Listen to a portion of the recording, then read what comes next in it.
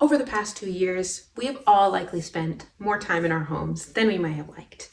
Being home all day means the lights are on, the heat or AC is running, and the internet and screens are all in use. All of these things using electricity and therefore fossil fuels. But what if there was a way to keep your home comfortable and the lights on while using little to no energy from fossil fuels? What if neighborhoods were designed around nature instead of being designed for maximum profitability? What if homes were built specifically to be resistant to wind, hail, floods, and heat that will only become more frequent as the climate changes? These were just some of the goals that a new set of community green building guidelines would be able to achieve for the town of Okotoks. In 2018, 45% of our community greenhouse gas emissions came from buildings, whether this be single-family homes, municipal buildings, or commercial spaces. In a fast-growing community such as Okotoks, emissions will only go up unless new buildings are built to a net zero emission standard.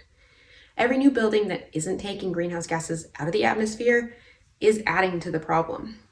The Resilient Okotoks Climate Action Plan includes a target to create and enforce community green building guidelines that incorporate not only energy efficiency, but also renewable energy generation, construction and operational waste management, water conservation measures, active transportation connections, green space conservation, and design for future climate hazards.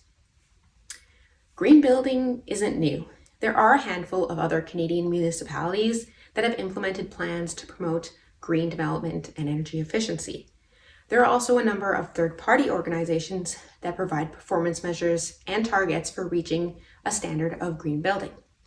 My job was to research and analyze what was already out there on the topic through interviews and reading reports.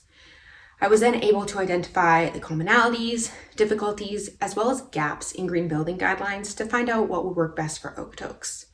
I ranked existing municipal green building plans according to how they met the goals laid out in our climate action plan, as well as the feasibility in the town, and used this to make suggestions on how to proceed.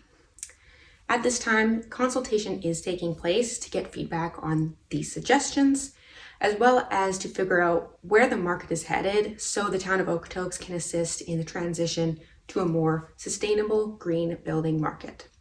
So although we might not be spending as much time in our homes going forward, we know that things are changing. The cost of energy from fossil fuels is rising and the climate is changing. Our homes must continue to be a safe place. Green building guidelines will not only help us reach the net zero targets, but also make our homes more resilient, comfortable, and affordable.